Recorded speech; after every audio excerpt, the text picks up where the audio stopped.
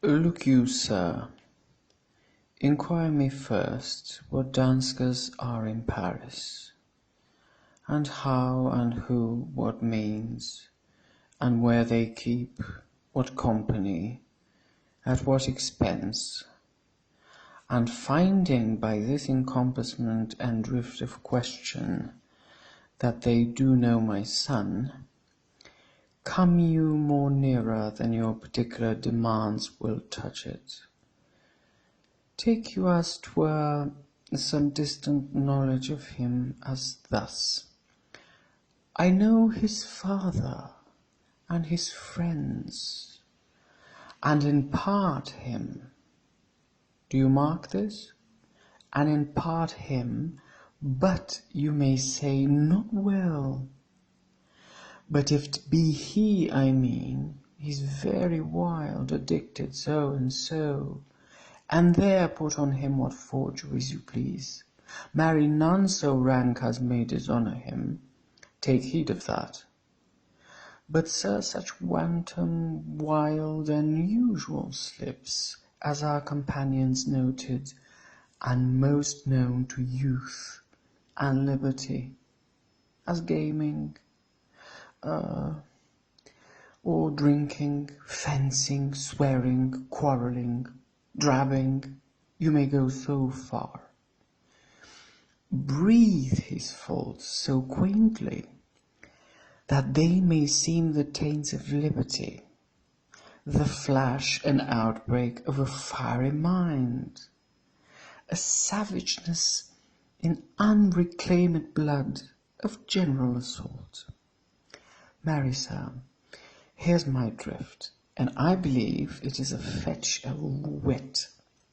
You, laying these slight sullies on my son, as 'twere a thing little soiled in the working, mark you, your party in converse, him you would sound, having ever seen in the predominant crimes the youth you breathe of guilty, be assured he closes with you in this consequence.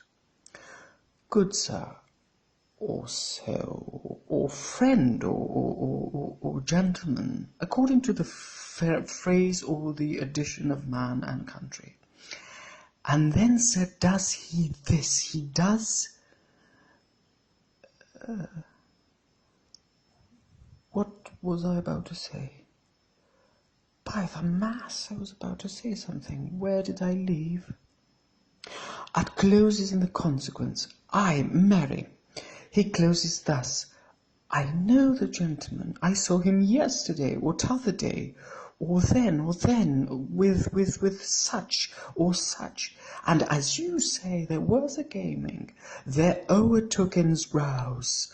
They're falling out at tennis, or perchance I saw him enter such a house of sale, videlis at a brothel, or so forth. See you now, your bait of falsehood takes this carp of truth, and thus do we of wisdom and of reach, with windlasses and with assays of bias, by indirections find directions out. So by my former lecture and advice shall you, my son. You have me, have you not?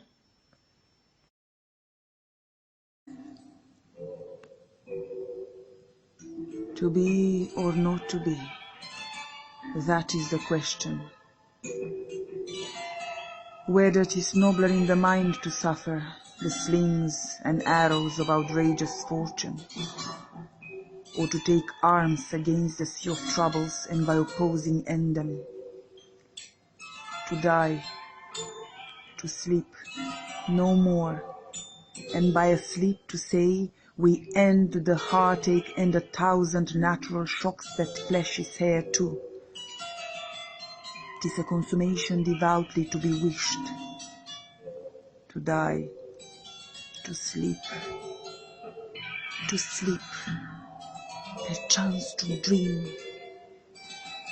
Aye, there's the rub, for in that sleep of death What dreams may come when we have shuffled off this mortal coil must give us pause. There's the respect that makes calamity of so long life.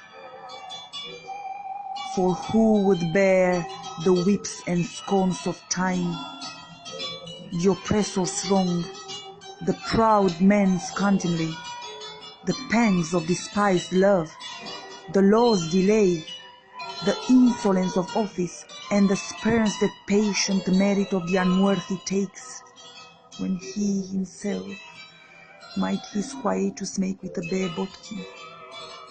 Who would fairless bear to grunt and sweat under a weary life, but that the dread of something after death, the undiscovered country from whose bourne no traveller returns, puzzles the will and makes us rather bear those ills we have than fly to others that we know not of. Thus conscience, thus make cowards of us all.